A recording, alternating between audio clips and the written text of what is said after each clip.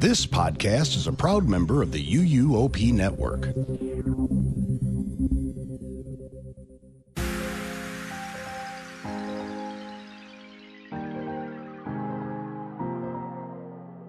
This is episode 593 of the unofficial Universal Orlando podcast for January 9th, 2024.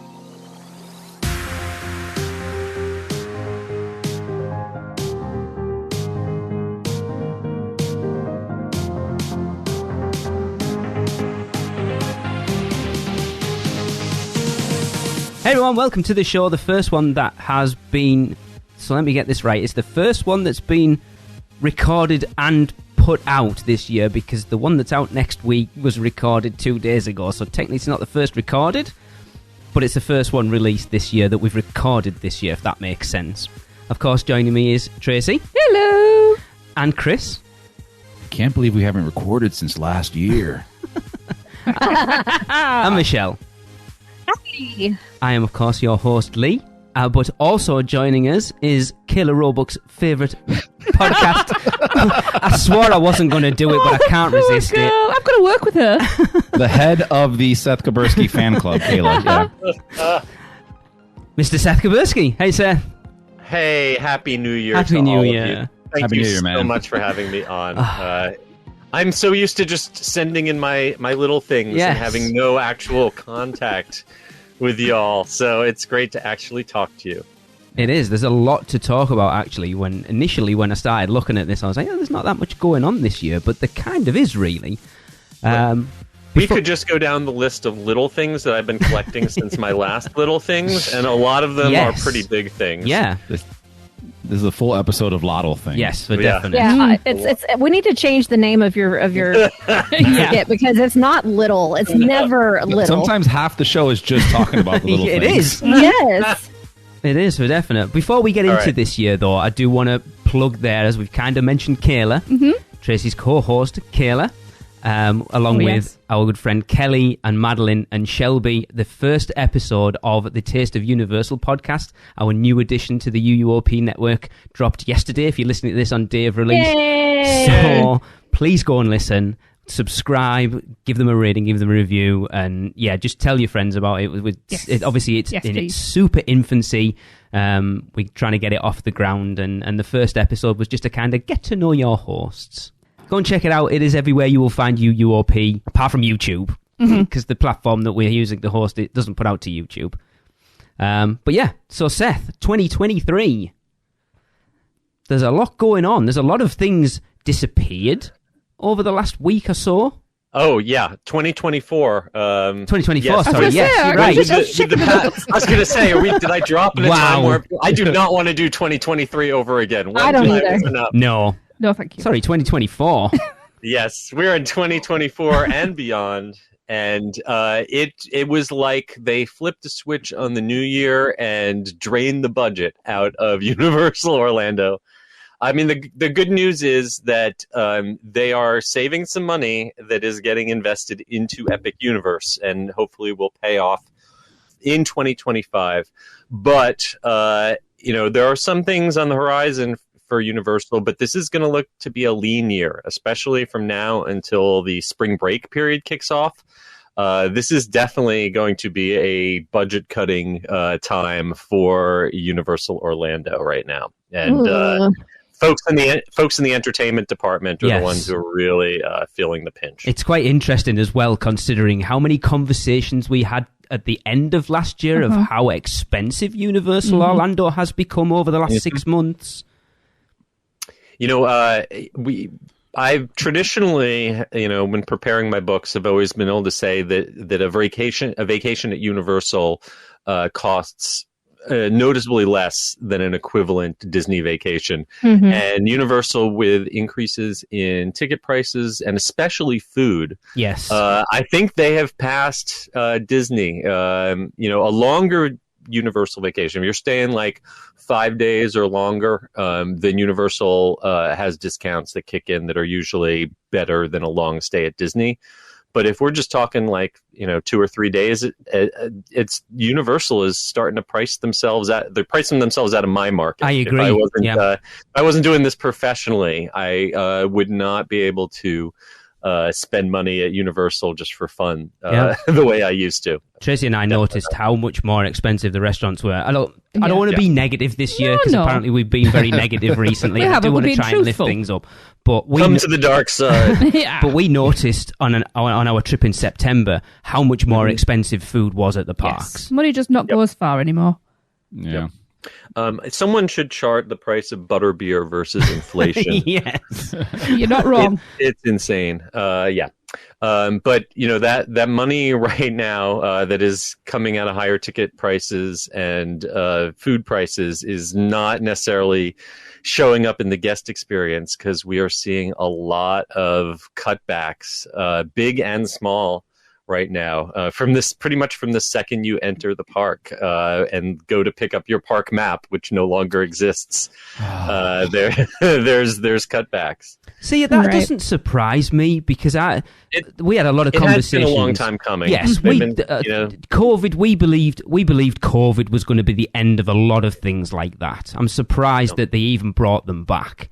And let's be honest. I don't think anyone has scientifically proven that anyone got COVID off of a park map. No. So it's a cost cutting measure. We can spin it as an environmentally friendly measure, but ultimately it's a cost cutting measure. And I know that most people like myself have the app. Can look up that map or whatever information we need with our smartphones. But believe it or not, there are people who do not want to stare at a smartphone while they're in a park. And there are people who come from foreign countries where they're not easily able to swap in a SIM or hook up to the Wi-Fi for whatever reason. Because it's terrible. The Wi-Fi is terrible. If nothing else for disability access, like when you want to, when you go to guest services and, you want them to be able to pull out a map and draw on it and show X marks the spot if you're trying to give direction to someone. There are things that a paper map is still good for that you can't. I wish they would still print them and, keep them behind the counter or whatever. Just make them by request only, fine. You don't want tons of them getting thrown away every day. Fine. But I think that they should still be held somewhere. As far as I know, there's nowhere to get them anymore, though. Right. So there's been a big discussion about this in the travel agent world. So we, perk for booking with a travel agent, we do have the digital copies of the maps. So we are able. So we are able to send those to our clients before, so that they can print them on their own before they go, and they can have their own copy. Of course, there was a big discussion like I said, amongst travel agents with our Universal reps complaining for the same thing that you just said, that some people just want to be able to go to guest services and grab one for whatever reason.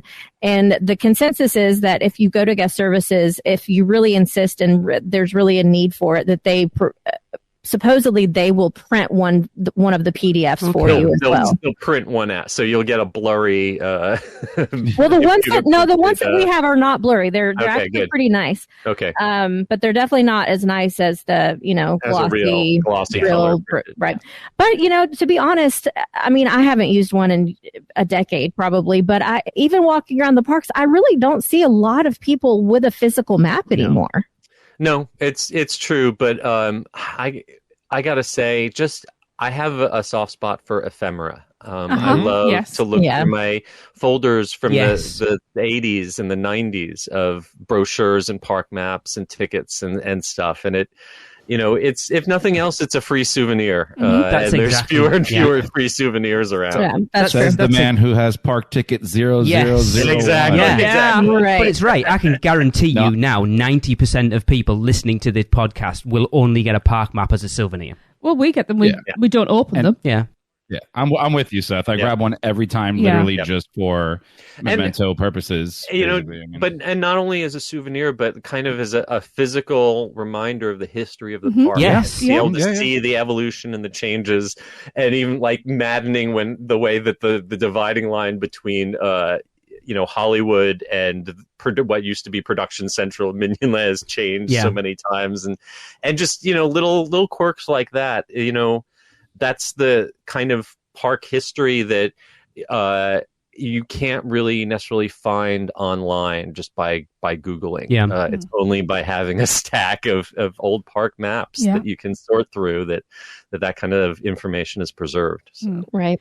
Do we know if there? I don't know whether there was, because it's not something I've thought about until now. Do we know if there's any provision for people with like visual disabilities, like people who need large print and stuff like that, or Braille, or well, not necessarily, because some people aren't completely blind. Some people just need larger print. So I'm just wondering if there's going to be anything for that. You're the man that knows these answers. Yeah, that's an excellent question. I'm sure they would just say, well, you can use the Zoom function on your smart device. Wow. Use the accessible. And honestly, it doesn't work for some people, though, does it? No. No. But there are, there are a lot of like voiceover and accessibility options built into smart devices, which are helpful. Where they talk to you, they read it to you. Yeah. Okay. You know me, I always worry about the people that really need these things. Okay. Yeah, it's an interesting one, isn't it? Like I say, for me, I'm not bothered. Horror Nights, on the other hand, if I'm coming for Horror Nights, they better have paper maps. Wait, are we going for Horror Nights? That's an excellent question. You heard it here. Yeah, Lee is not coming if he does not have that paper map, guys. So. That's all right. I'll just come by myself. You won't be going. I can travel alone. You can't even travel round the park on your own without crying. Oh, sorry. What? Japan? Sorry, I'm talking about hip pain. I remember wheelchairs.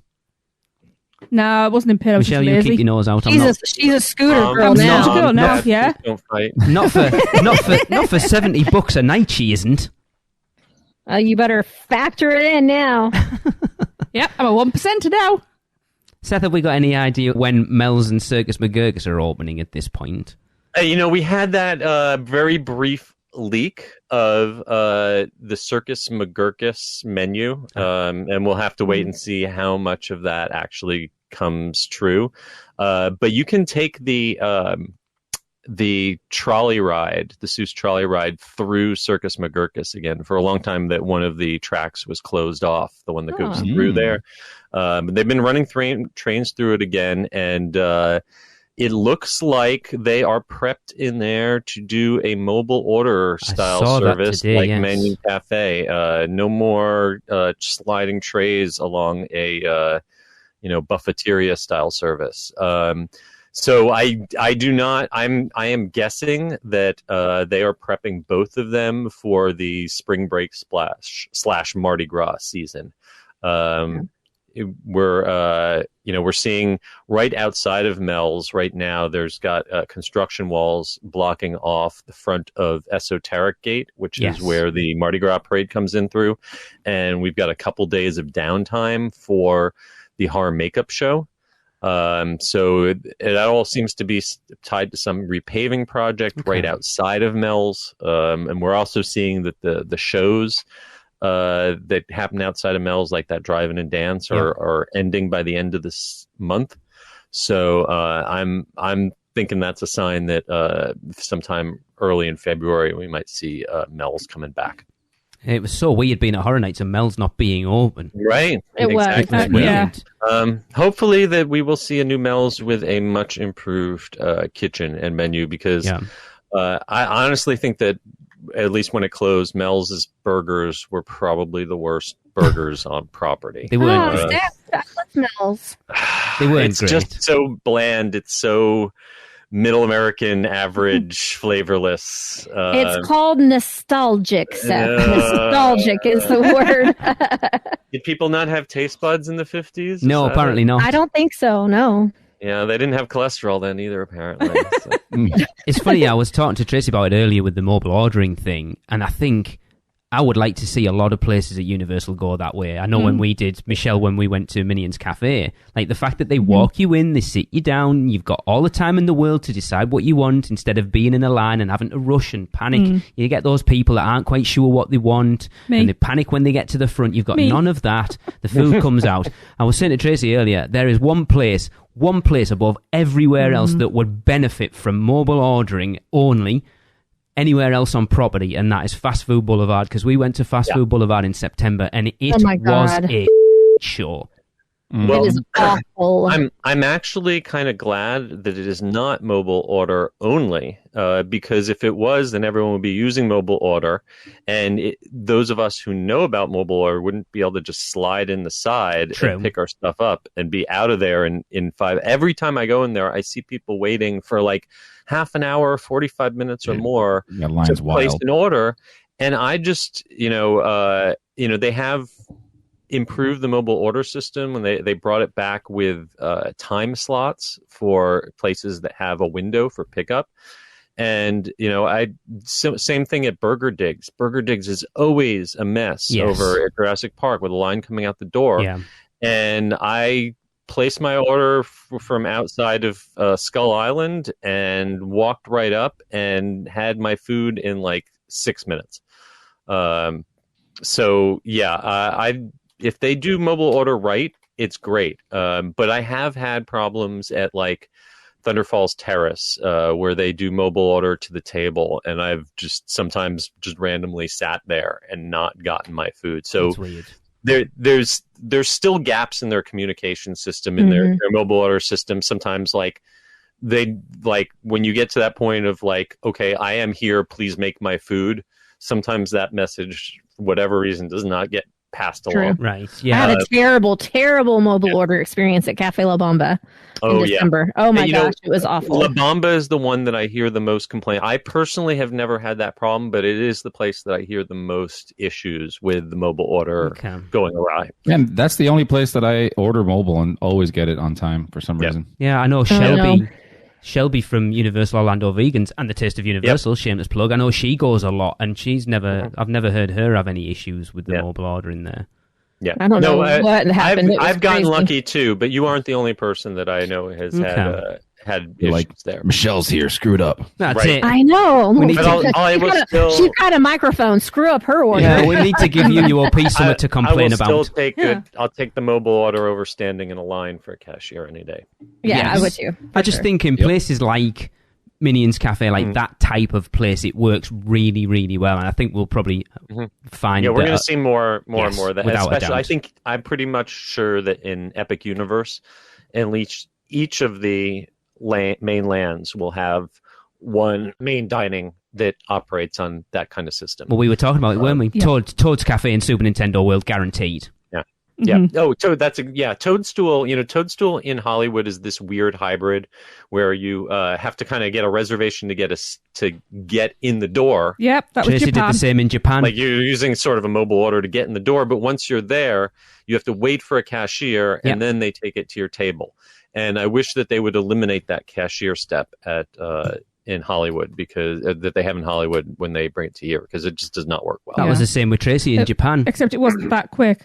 Because I found out that once I got in line at my designated time, I would still be waiting up to 2 hours to get in. So you got your virtual time, didn't you? Which was like half 1:15. And then it would have been another hour on top of that just to get in. Yeah.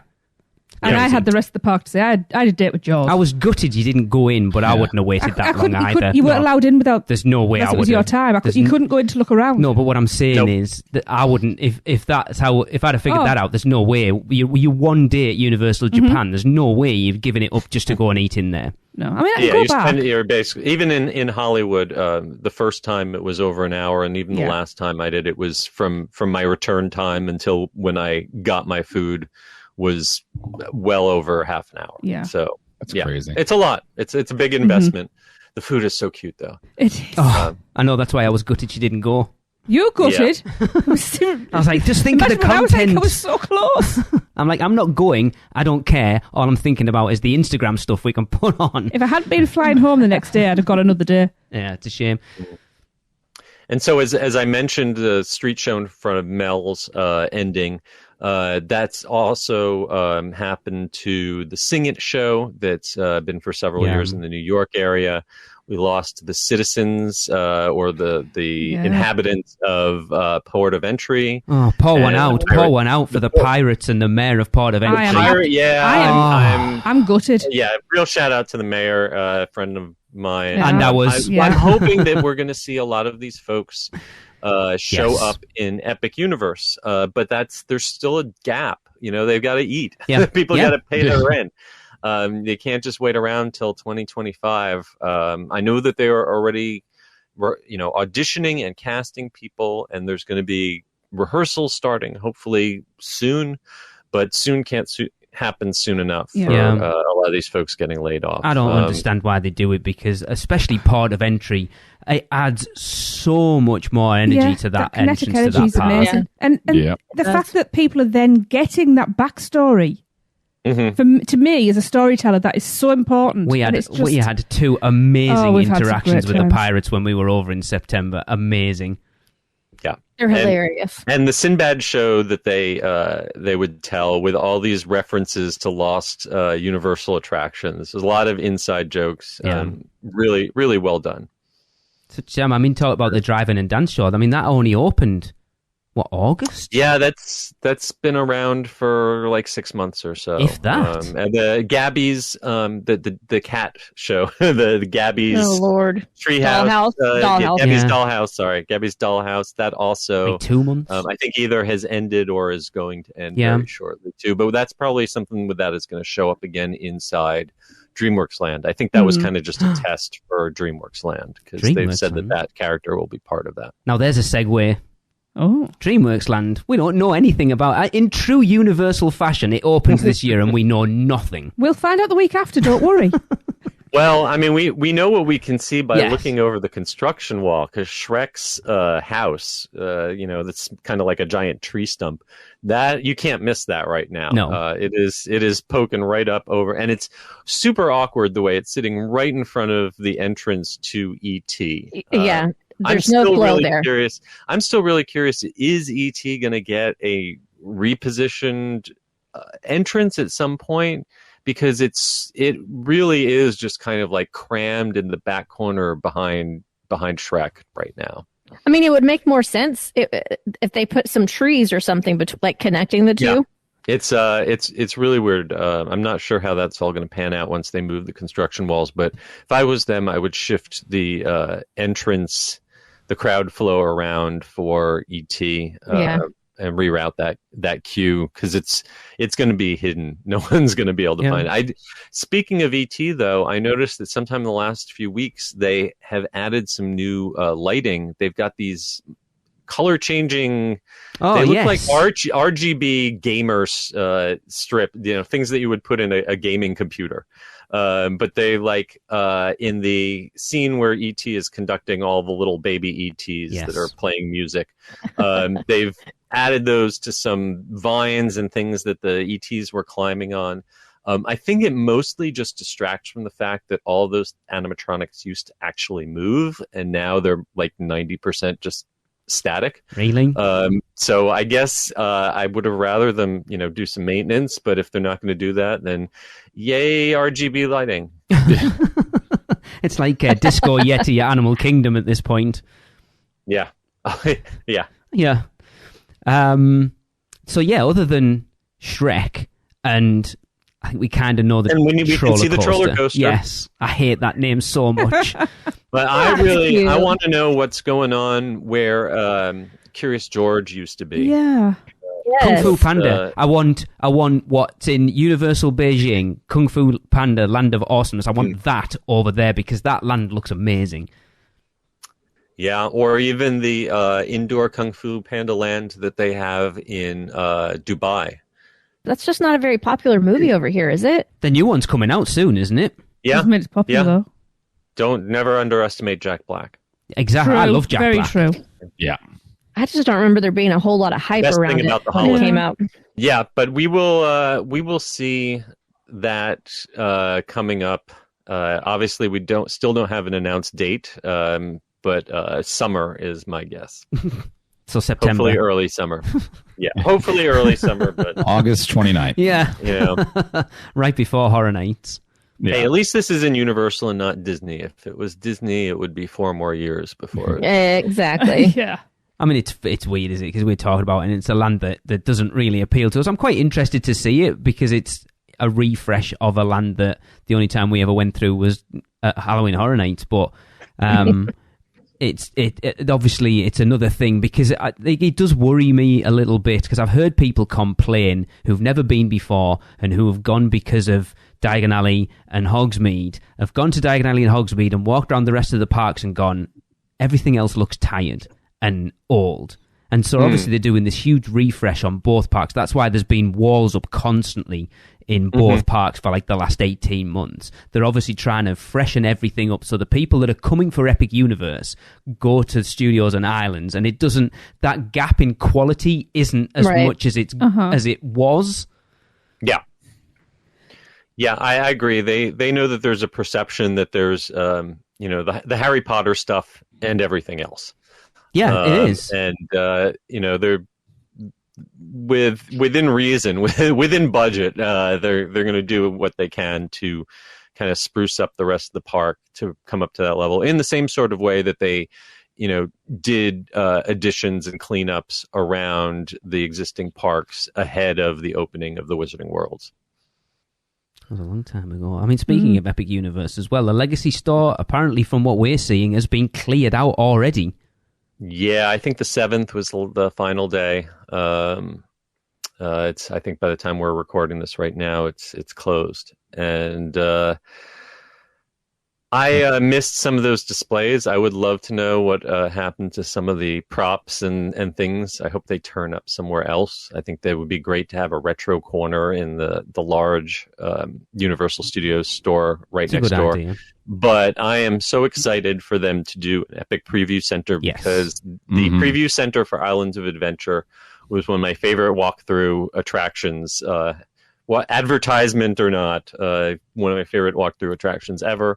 And I really hope that they live up to that legacy with the Preview Center for Epic. It'd be interesting, because Seth, Chris, did you go through the Islands of Adventure one? I did, and I still have my passport. You have your passport. I still have my passport. So as far as a space that it was in, how does the Legacy Store compare? Because in my knowledge of it, I would assume the Legacy Store is a lot smaller than where it was originally, like where the one in Studios was. So the IOA Preview Center was basically the exact same place that the Halloween Horror Nights tribute store is held now. What's the extended queue of the Revenge of the Mummy. So that is a much bigger space. That's a larger space than the Legacy Store, for sure. But I think that you could squeeze a lot in there when you clean out all of the existing if you clean out all the existing fixtures, and kind of reposition or repartition the space. I think you could fit quite a lot there. Yeah. Universal's good at working with small spaces. They are. You're right. We've said that for many, many years. Yeah, it's going to be interesting. I have a feeling. My gut instinct is that with the amount of space they have, it's probably more likely that they'll put like a large model in the center of the room and kind of have an open floor plan with exhibits about the individual lands around the perimeter, as opposed to having a walkthrough, because then you've got the crowd flow issue of like, we're going to operate this like a conga line through a Halloween Horror Nights house. Yeah. So people with flashlights, keep it moving. Yeah, exactly. So I don't think it's going to be quite as immersive. Yeah. I doubt we'll have anything quite as cool as the in the Jurassic Park room in the Preview Center with the raptor behind the cage that would go off and bang on the wall if you got close to it. But hopefully we'll have some fun effects in there.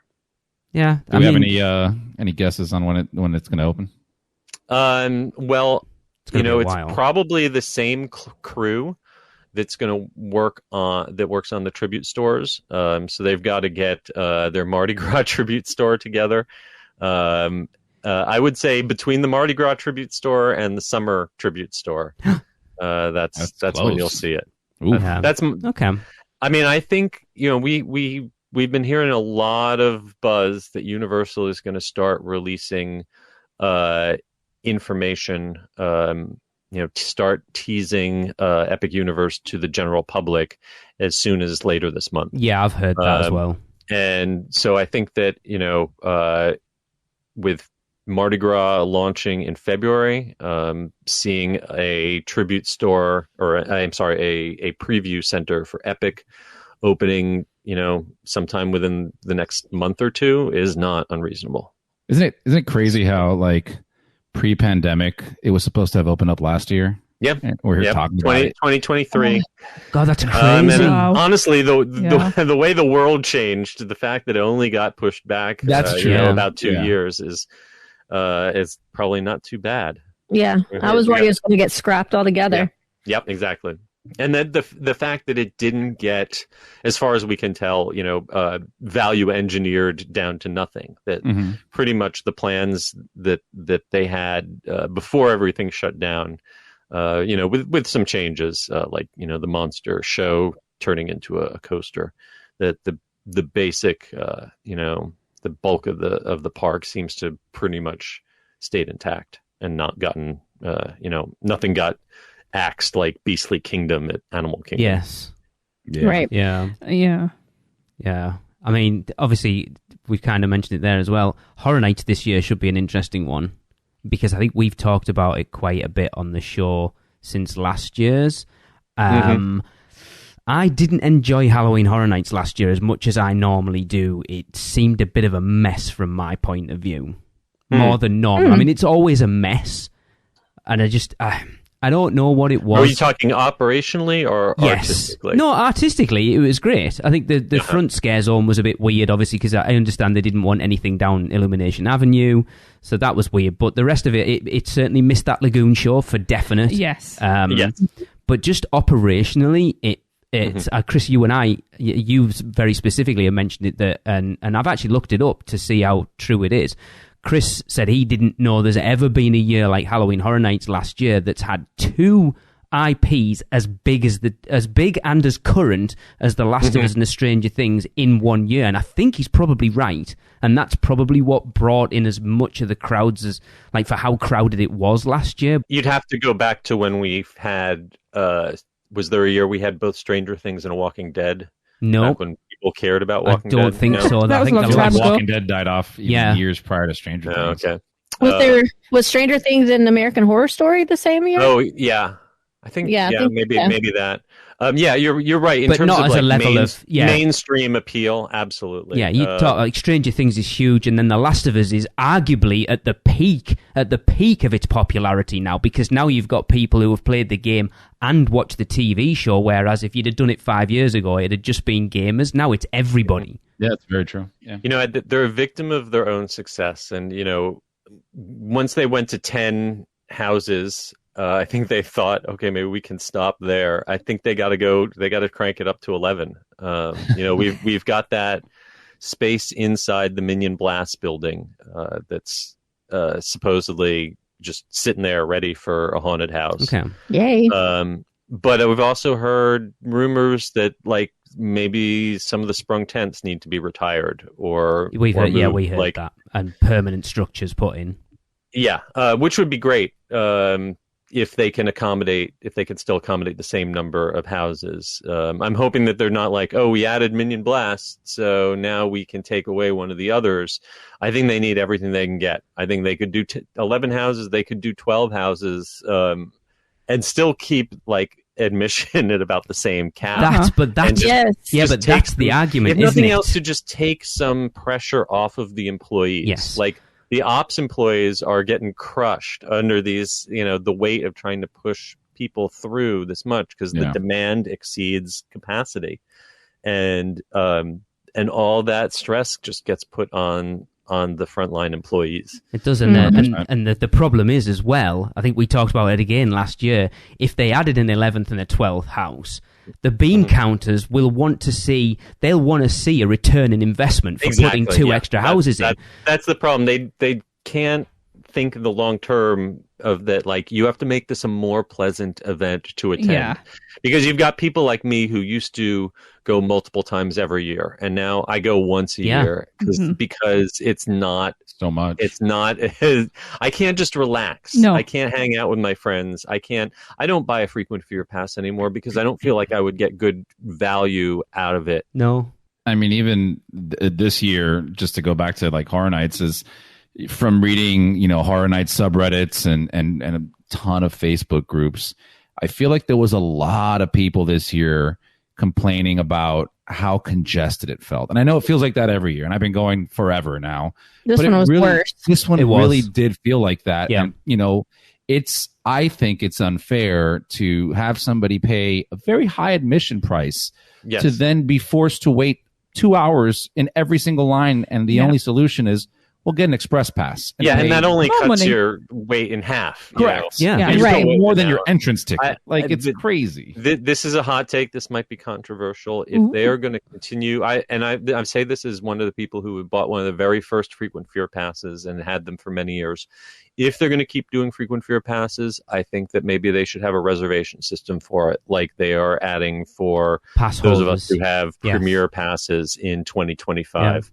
To manage capacity and not overwhelm, because the people who do buy a single night ticket to Halloween Horror Nights are paying more for fewer hours than they would if they were just buying a day ticket to the park. Didn't they have like a reservation style thing this year? Because I remember for my Rush of Fear pass, I had to put in the day you start. Or the first day, yes. Yeah. It wasn't really a reservation. You had to buy your ticket. They kind of spaced out the availability of it so that if you wanted to be able to go from the very first night, you had to buy it early, and they kind of sold out at a certain point. Okay. So they tried to manage capacity a little that way, but once you had purchased for the first night, then you were unlimited past that. Right. And I do think that maybe a reservation system, like I know it's unpopular with Walt Disney World annual pass holders, and they're kind of pulling it back a little, starting like tomorrow. But maybe for Halloween Horror Nights, they're a victim of their own success. Absolutely. But they're kind of like, they don't want to pass that tipping point where people are like, no one goes there anymore because it's too crowded. Yeah. I mean, we talked about, we've done an RIP tour every time we've been to Halloween Horror Nights, and the upcharge over the past, we did 2015. Yeah. It was $1,500 for 10 of us. It cost $4,000 for 10 of us last year? Yep. And then even higher depending on when you went. I mean, we've even talked between the four of us and our good friends over the Universal Family podcast about where that tipping point of when is it, like, that finite line. don't know whether, and it's getting very close to that point with us. Do you want a one night of Halloween Horror Nights VIP, or do you want a annual pass for the entire year? Exactly. Yeah, it is. It's ridiculous. It's about the same amount.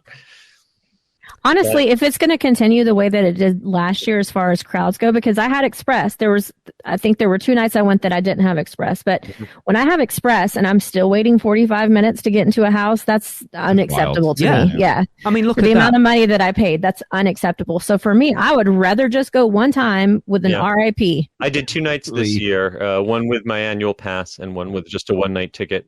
And in both cases, basically, like, you have to do the early entry or the stay and scream. You have to do that. You have to knock out as much as you can before like 7 p.m.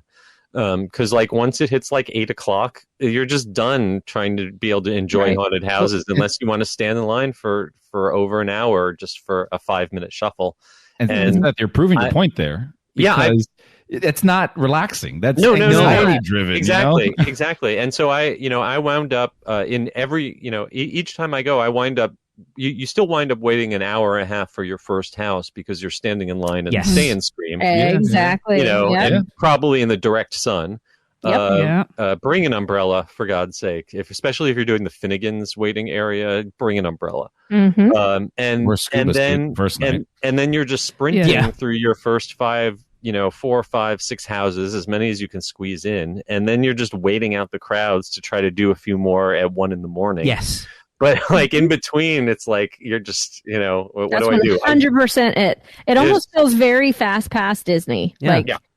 Rope drop, get in as much as you can before 10 a.m. And then after that, you can't do anything until evening. That rushing just really does take away from the experience, because you're not focused on enjoying your surroundings. Like the way people describe like what you're saying or what you're describing is it's almost like just a checklist. Like, I got 5 done in an hour. Yes. Like, did you even see them? Yes. Yeah. Like, or you just ran through them because you had to go quickly through there to make sure you got to the next house to go quickly to that one to go to the next one. Look, it's like a military operation, isn't it? And we're not coming at this. That's exactly what we're not coming at this from a negative point of view because we want to go and enjoy Halloween Horror Nights. I forgot what I was going to say. We now want my brain's everybody just else gone. to enjoy it as well, which is why we get annoyed. Yeah, but then from Universal's point of view, they need to manage those lines because now with all the food booths, if you're stood in the line, you're not buying drinks, you're not buying food, you're not buying merchandise. So it's better for them to try and manage those lines better because then people are out spending money in the parks. Yeah. So it is in their best interest to try and pull those wait times. Look at that first night we went. 75 minutes it was posted for The Last of Us. 2 hours we waited for that bloody thing. And it wasn't worth it either. No. And even to that extent of wanting to spend money. I mean, the Surfer Boy Pizza was one of my favorites, but that line was also ridiculous. And I'm like, I see it, I go, forget it. I'll just skip it and get something else. I have never stood in line so long for a can of Chef Boyardee in my life. But at least I got the there was can. fungus in it. Yeah, back in 2022, it was pizza skulls because our oldest wanted a pizza skull, and that line was an hour every night, and he never got one. He was devastated. And do you know what's really annoying? When I was in Walmart, I saw those molds, and I didn't pick one up. That's my biggest regret. Right. There is a solution, though. Don't go. Once Epic's done, let's just open another park that is just year-round Horror Nights. I mean, that's happening, but it's in Las Vegas. No, we're going to talk about that in a minute. Yeah, no, but we need that here. Wait, well, let's talk about that seems the segue. So let's take a quick break. Because if you want to go out for Horror Nights this year, Michelle's your girl, so absolutely go and listen to this and get your details, and then we'll be back to talk about moving forward. There's a hell of a lot more going on. Man, we need a vacation. Oh, I got this.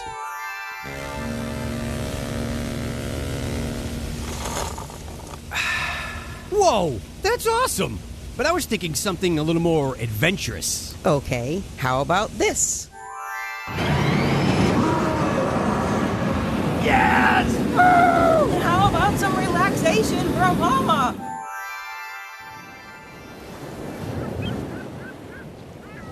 Oh, perfect. Wait, how did you do that? Easy.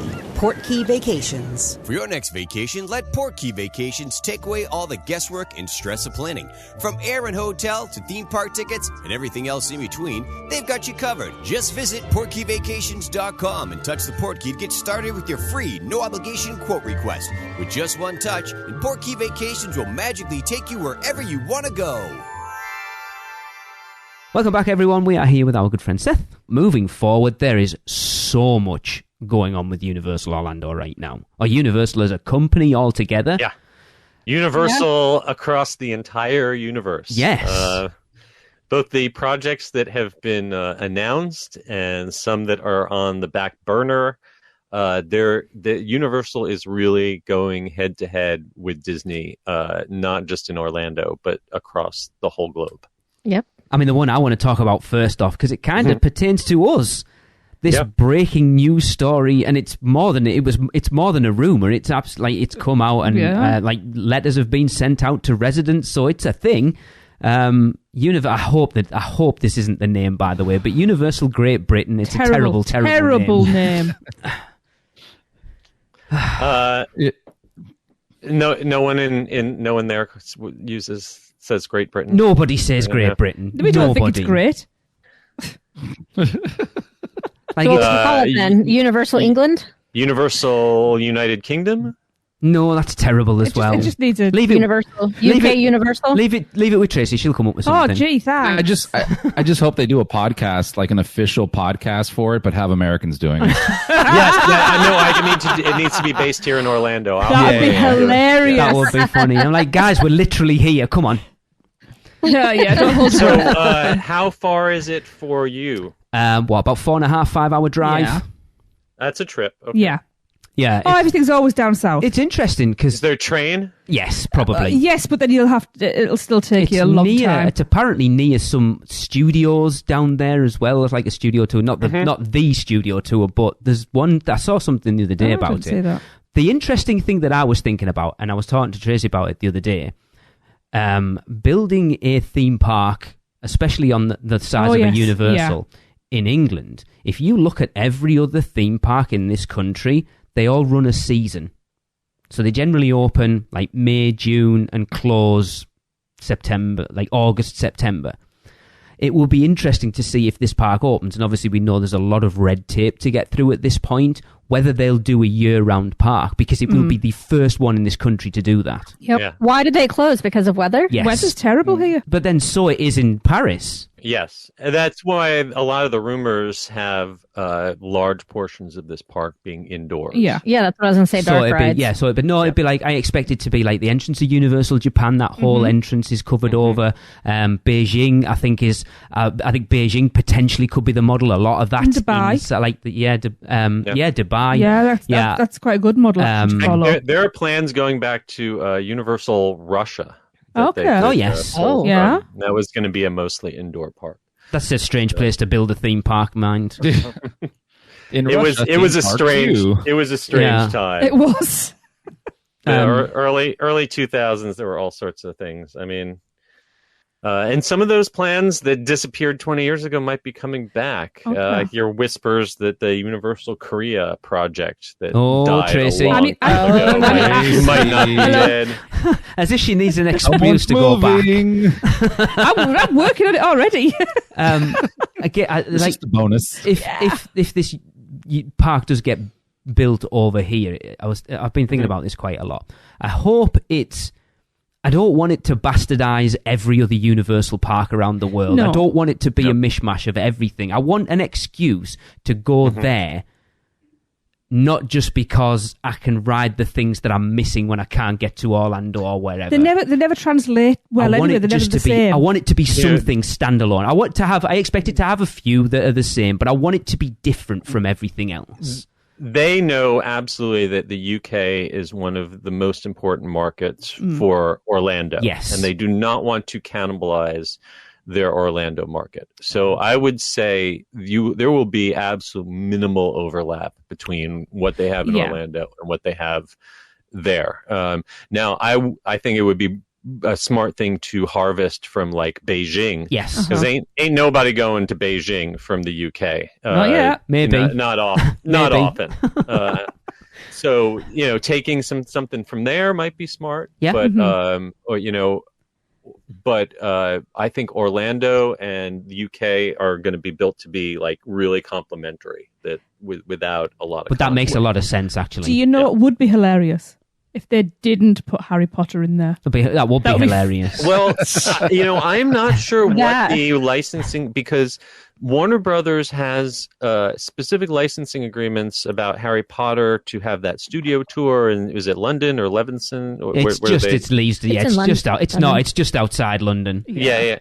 So I don't know what the geographical range for having competing attractions is, or what. Quite a distance. I certainly don't think you're just going to see another Hogwarts castle, another Forbidden Journey plopped there. I don't think that's going to happen. Is the UK west of Mississippi? Yeah. If the rumors are true, Universal might own Warner Brothers by then, so it might be a moot point. Well, HBO, or I'm sorry, Warner Brothers, whoever they are this week, or they're going to buy Paramount, or Disney's going to buy them, or Universal's going to buy them all, or I don't know. It changes every week. I can't keep up. But it's interesting as well, isn't it? Because apparently there's trademarks for Horror Unleashed for the UK as well, and Halloween Horror Nights. I'd take a Halloween Horror Nights over here. I think it would be horrible. It'd be even worse than Orlando, but worse in terms of crowded. Worse in terms of people. It's bad enough trying to get away from the Brits in Orlando without them all being over here as well. Sorry, UK listeners, you're not included. But sounds like me from South Florida. I definitely think it would be very successful. Without a doubt.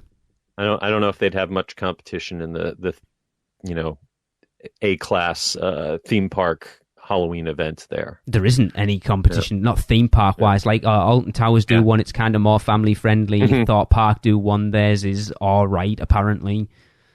Because Halloween isn't even really a thing over there, right? It's much bigger than it is. There's a lot of independent haunts over here now. A lot of good ones, actually. A lot of farmers have started turning their farms into like multi-attraction haunted events now to supplement their income. Families like celebrate it? Like children go out and trick or treat there? Yeah, we decorate. And... Yeah. It's not as big as it is in the US, but it's definitely a lot bigger than it used to be. You know, we do the thing where we buy the candy and we close the curtains and turn the lights off and watch Netflix and eat the candy. Oh, that sounds way better than what we do here. Yeah, that's our tradition. I mean, there's no walking involved on your end. No, exactly. Just the fridge. But I mean, talking of Horror Unleashed, that's going to be a very interesting thing because I think it's got to be one of those things they're going to have to update it regularly. Absolutely. The Vegas market, it craves new things and it gets impatient with stuff. Unless you're Cirque du Soleil, you can't just do the same thing for year after year in Vegas and still, or I guess unless you're Cirque du Soleil or Carrot Top, then you can just keep doing the same thing year after year. Because Michelle, you're talking about going out there at some point, aren't you? Didn't you say you were going from out? Orlando? I can say that. Michelle, didn't you say you were going out to Vegas at some point soon? Yeah, the end of March. It won't be open then, I bet. I mean, we've seen pictures of the building is like it's big prefab concrete walls went up very quickly, but the interior is going to take a little bit of time. Yeah, it's going to be interesting to see what a standalone Halloween Horror Nights thing looks like. I mean, I think we're going to definitely see multiple walk-through haunted house style attractions, though I believe that they'll probably be built for minimal live actors, the kind of thing that they can staff up with lots of live actors when they need to during busier times, and that could run with just a kind of a skeleton crew, pun intended, and use more maybe animatronics or effects than live actors when it's a slower time. But I think they're also going to lean into the themed dining and bars and kind of merchandise, places to just kind of hang out, because honestly, it only takes, 4 or 5 minutes to go through a haunted house, and they want people to stay there for, multiple hours. So we're looking at something similar to the Walking Dead thing that used to be at Halloween at Universal Hollywood then, that type of... Yeah, I mean, that was pretty much just a permanent haunted house, and they reused that in the most recent Halloween Horror Nights. They redressed it as the Evil Dead. Okay. I'm picturing it more like the Stranger Things experience, where it was like you did the walkthrough experience thing, and then at the end there was this big giant room with like different places where you could shop and bars and food places, and you just kind of hung out there for like 2 hours. Yeah. So if you've been to the current Area 15, this is an extension to that, or an expansion of it. Yeah. And the way the current Area 15 works is that you walk into a portal, you walk through a themed entry area into kind of a lobby that's an open area that's got little shops and restaurants and bars around a kind of a central plaza. And then around the perimeter, there are entrances leading to different upcharge experiences. The biggest one is Meow Wolf. Omega Mart. And then you've got different virtual reality things, or, museum walkthrough exhibits. And so I think it's going to be a similar sort of setup, almost like a hub and spoke kind of thing, where you walk into have your admission that gets you into an open air area that lets you access different bars or restaurants and stuff. And then maybe you have controlled entry, or either a timed ticket or a limited entry to get into the walkthrough experiences, or if there's a show that happens on a time schedule, or some other kind of experience that is in a controlled area away from the main hub. Okay. Yep. So almost like a mini theme park in a box experience. It's not going to have 10 walkthroughs like a night at Halloween Horror Nights, but I'd expect to see at least 3 or so of them. Yeah, that's one thing that was cool about the Stranger Things experience too, is in that like hub area that you're speaking of, they also had actors walking around who were totally in character in time period, like in the 80s. Mm-hmm.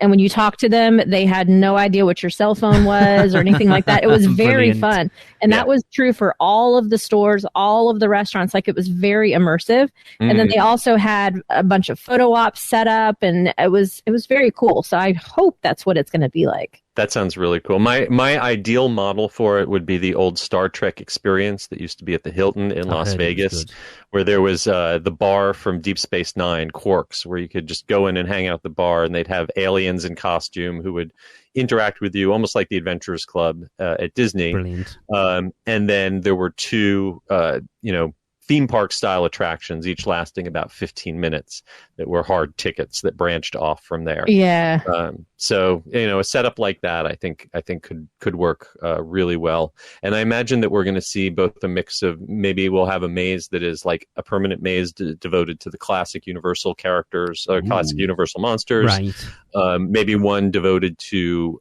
like Blumhouse characters, because I know they're part of Blumhouse, and I think James Wan's Atomic Monster, I think, merged with that. And then maybe there'll be a flex space where they can have a maze that updates every couple months to whatever the latest movie releases. Because that's what I was going to ask. What sort of idea do we expect it to be? IPs, or because they've got to draw people in, haven't they? So if they do their original houses, people won't know what it is. So it's got to be IP based, really, hasn't it? Well, the Netflix experience. I think that in terms of the marquee attractions, they're going to lean into the IPs. They announced Blumhouse as a partner, and they've also mentioned the classic monsters. Makes sense. But they also have hinted through the concept art that characters like Jack the Clown and Chance will also be part of it. So I would expect, maybe they're not going to be the headliners because people in Vegas don't know who they are, but to see those characters have like a themed bar or, be interactive walk around characters that you see before you go into the Blumhouse haunted house or whatever. I could definitely see that. That'd be cool. It is, because it's got to be a satellite, really, hasn't it, to try and drag people to Halloween Horror Nights. So they're going to put familiar characters from Horror Nights there to kind of bridge the two events, basically.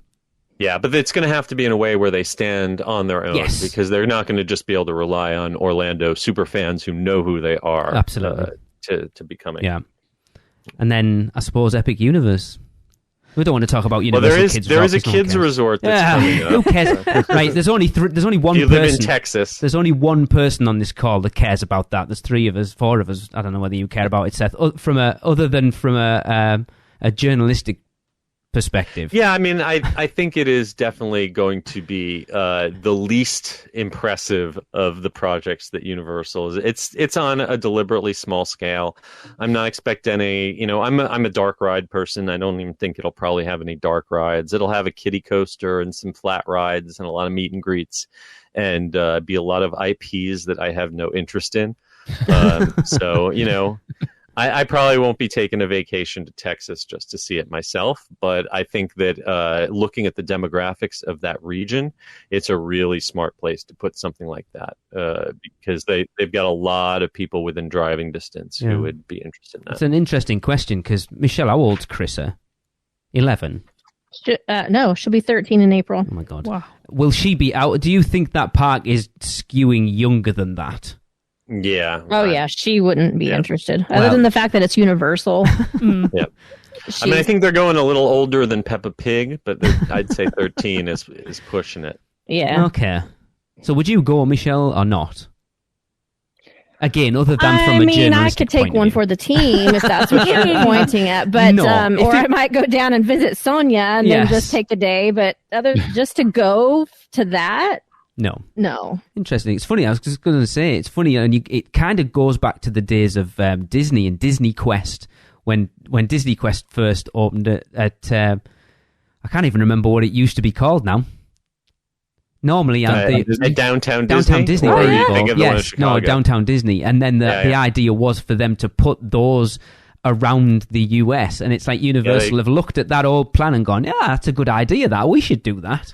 Well, I mean, we haven't quite gotten to the point of like a Chuck E. Cheese Universal, or it's not a Dave and Buster's quite yet. They seem to be kind of selective. Like each of these things that they're building has kind of a very unique, specific demographic. That they're kind of targeting.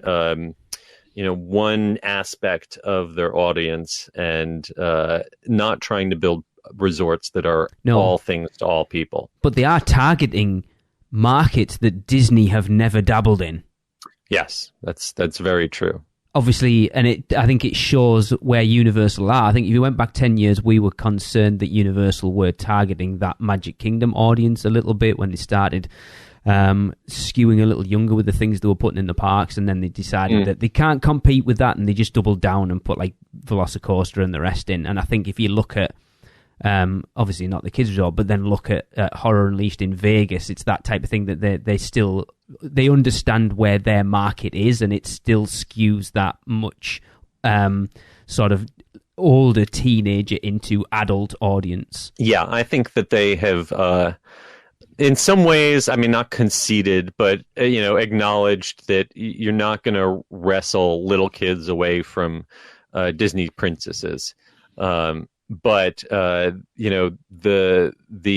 audience that's just a little bit older than that, through teenagers and young adults, they've got a pretty good grip on it right now. And I think that when you look at yes, they've got the classic monsters going to Epic Universe, but that kind of skews a little older. But when you look at things like How to Train Your Dragon and especially Super Nintendo World, those are, a little younger skewing, but also have cross-generational appeal. Yes. Yeah, I'll agree with that. Because if you look at some of the videos that have been going out around the How to Train Your Dragon rides, of which I will not be going on one of them, and the very specific spinny ride that's in the middle of it, I will not touch with a barge pole. Oh yeah, that flat ride with the two arms. Yeah, no. Yeah. Yep. I will not be. Tracy's face is lit up now because I'm so excited. That's what I saw when I was sitting the other day. I couldn't remember what it was. That's the one that was doing the rounds on Instagram. Oh, that silly woman. That they've been testing. That'll be me. That looked like a swastika. Do you not remember that one that did the rounds for a while? Does it just go around in like circles like the Astro Orbiter? No, so it spins round and then you spin the car you lean itself. one way or the other and it spins. Oh, is this the one that you said is similar to a ride that you guys have over there? That you sent me the video? No, that was the one I was telling you, and then he spewed over my mate's back. No, that was a different one. So basically, it's like it's an arm with vehicles on the end of it, and that arm moves up, and the whole thing spins round. But then each individual vehicle spins round, so like a barrel roll, effectively. Yeah, so I think that's what Michelle was saying. No, Astro Orbiter doesn't do that. That's just like a. So you can go upside down on this one. Yes. Uh-huh. Yeah. I would be going for maximum spins. And it's kind of a cantilevered design, like the angle that the arm is at, the way it comes. You can pull some G's in that thing. I plan to. Depending on which way you position yourself, vertically as you're coming around the turn. Yeah, you can definitely puke on that one. Oh, well, without a doubt. That throughput on that's got to be so low. Yes, it will be. Yes, it's going to be like that spaceship one in I will say my only fear with Epic Universe is just looking at the attractions that we know what kind of ride systems they're using, and doing a little back of the envelope calculations. They need some more B ticket and C ticket things to soak up crowds, because they're going to get, these big e-tickets are going to get slammed, and even the ones that are going to be able to push almost 2,000 people an hour, still not going to be enough with all of the attention that this new park is going to get. Well, let's look at Tracy's experience again at Universal Japan. How long's Super Nintendo World been open in Japan now? 2-3 years? Oh yeah. And she said Super Mario, still overwhelmed. And Mario Kart was 80 minutes at 9 o'clock in the morning. Single rider. Yeah. Wow. Well, we've been seeing this last week wait times in Hollywood of well over 100 minutes, basically from the second that the park opens. The only way you can really do Mario Kart without a super long wait in Hollywood is to buy that early entry ticket. That $25 ticket is worth its weight in gold.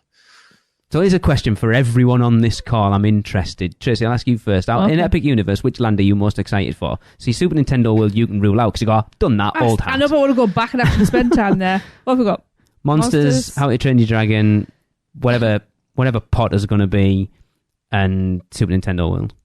Potter's the French Ministry of Magic. It's not, though, is it? I think the facade's going to be... The outside is French. The inside is British. Yes. Well, that's weird.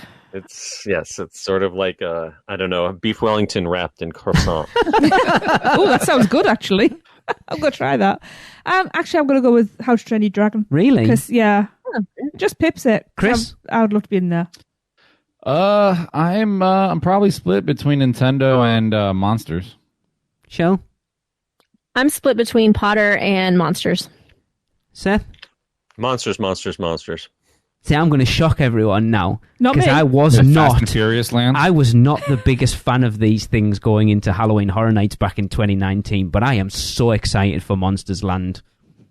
I just think thematically, it's just so different from anything else we've had in a theme park land before as well. It's just like, you know what Super Nintendo World looks like, you know what Potter's going to look like, How to Train Your Dragon's going to be like every other sort of kiddie land in a Universal or a Disney park.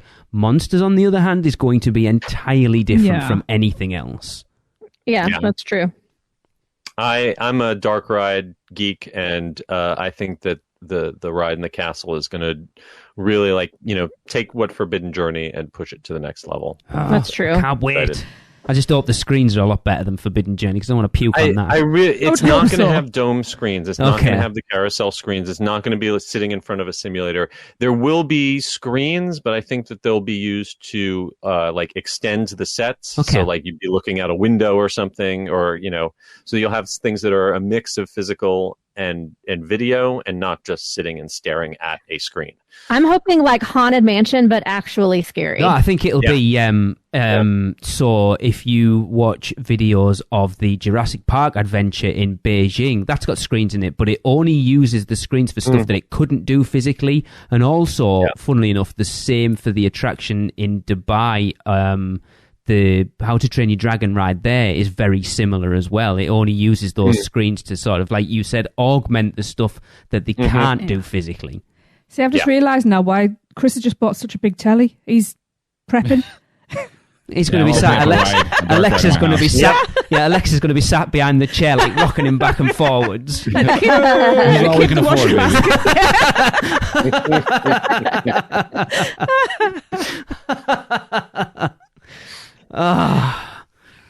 Yeah, it's crazy to think we are, like I say, we're into our 13th year of podcasting about Universal, and how much that resort has changed in the last 13 years. It's unrecognizable. And then looking at what it's going to be in another 5 years' time is just crazy. Yeah, I think they have the potential to be bigger than Disney at this point if they do it sensibly. And the way they're doing things at the moment, they're going a little too heavy-handed for my liking. But if they kind of look at what they're doing and just rein back on raising prices as quickly as they have and nurture those people that have come over from Disney because of what happened during COVID, I think the potential for Universal to out-Disney Disney is there. Oh, yeah. I can just say I was around in the early 2000s in the dark days after 9/11 when they sold off all their Lockheed Martin land. They people like Vivendi and Blackstone owned them and were just squeezing every last penny out. And the idea that all these years later they would have bought back that property and building this giant new park on it, just would never have believed it 20 years ago. Yeah, it's weird because our first visits were, it's funny now looking back on it because we didn't know at the time, but our first visits in 2004 and 2005 the dark days at Universal, and that's when we fell in love with the park, so it was only ever going to get better for us than that. All been uphill for you. It's just it's crazy. But it does worry me. And again, I don't want to get too negative, but it does worry me, the cost of everything now once Epic Universe opens, when you factor that into the cost of just staying on site. And if you want to do all 4 parks at that point, it is going to become an expensive trip. And that's the only thing that concerns me moving forward. I'll start saving, Lee. I think I'm trying to get my wife to get a job, but she's not having it. I'm still at university. I'm a student for life now. You can use student loans for a trip to Universal, right? No, she used that for Korea. Absolutely. I mean, why you just don't get a second job? I mean, because I've had enough now. I've got a second job. It's this, and I don't get paid for it. You guys just need to both go work at Universal UK. I mean, that's a good idea. It's a bit of a commute. They can hire you to be their marketing department. Or their podcasters. Yeah. Or run their Halloween Horror Nights You can be the event. ride guys. Of, That would work. Oh. I was going to say something really disparaging about their podcast, but I won't. We like the ride guys. Not the ride guys. I like the ride guys. Yes, we like the ride. Anyway, I think we've pretty much covered everything. I don't think there's anything else major that we know about at least. We've beaten this horse. Yeah. I mean, obviously, there's going to be whatever's replacing Lost Continent at some point. I'm not holding my breath on that. They got a lot of other stuff to take care of first. Yeah. 10 years is what we heard. There's a 10-year plan in place, and I don't know whether Lost Continent is part of that 10-year plan. Probably not.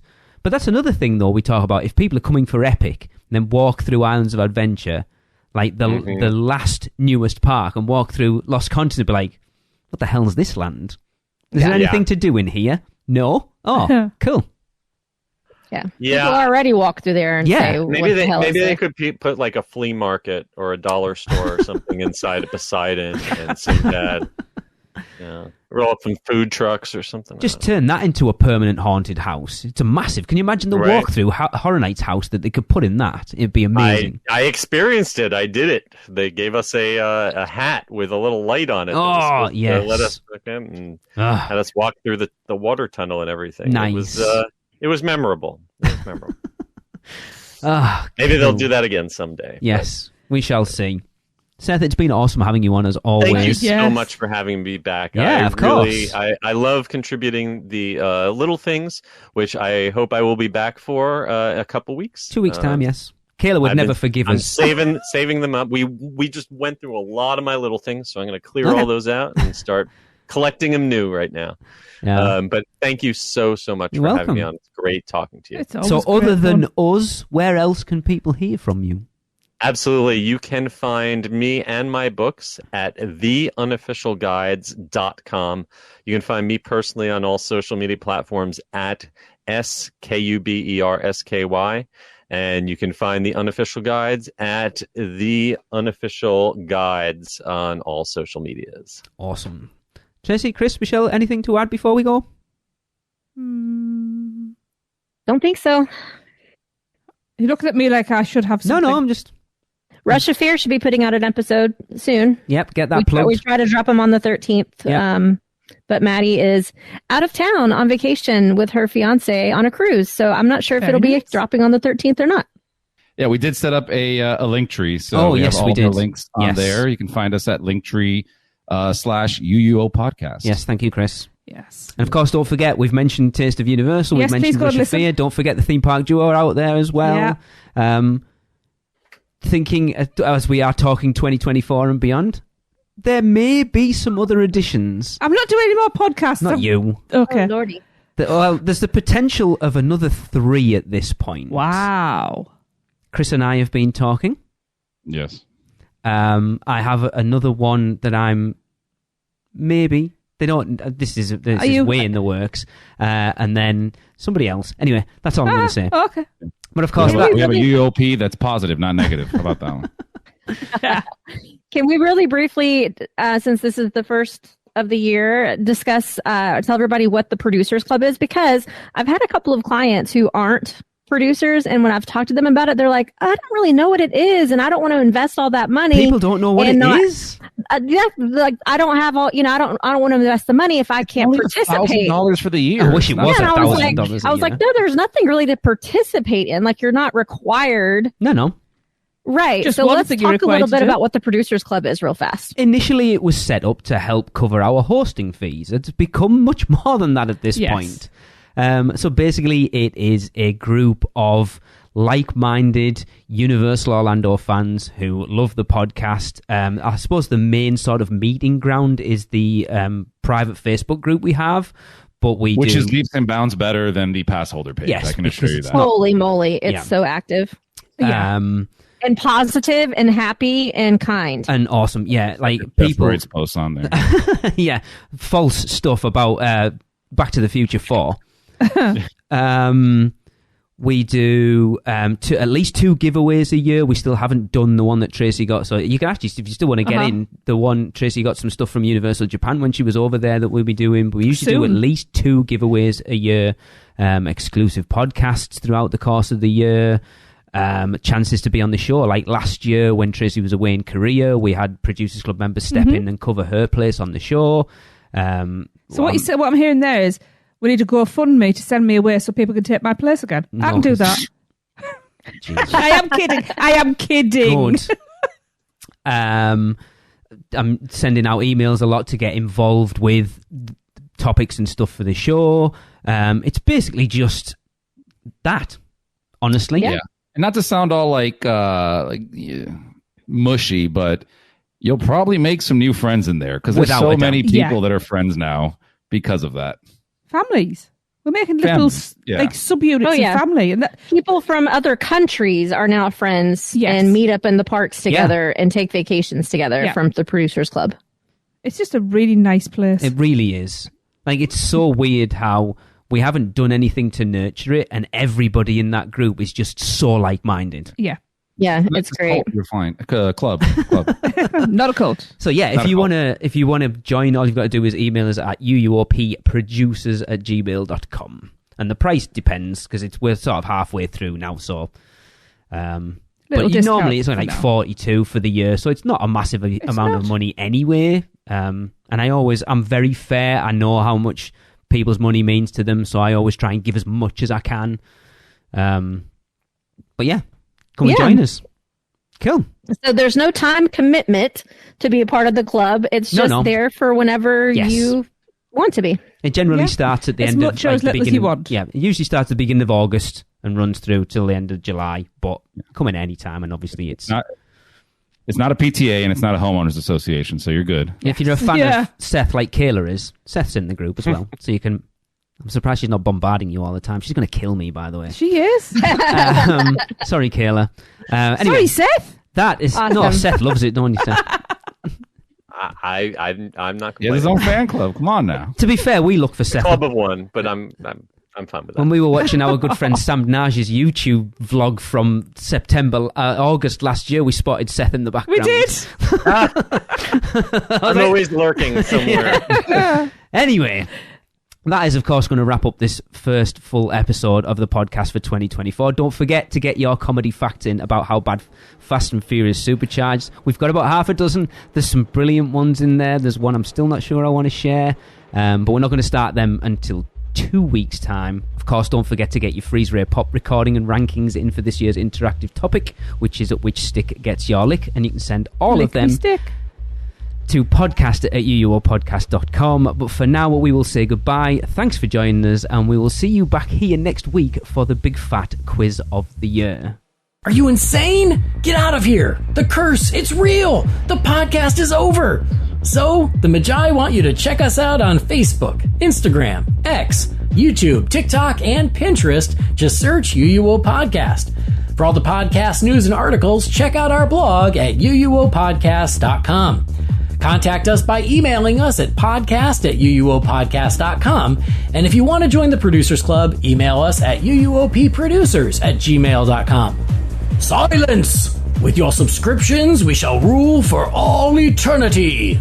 Listen and subscribe to the podcast on Apple Podcasts, Spotify, Google Podcasts, and everywhere else podcasts are found. Not even the Magi can save you now. There is no escape. Your end shall be my beginning. Prepare yourself for your next trip by emailing Michelle at portkeyvacations.com. She can take care of all aspects of your next Universal Orlando vacation. We hope you enjoyed your podcast.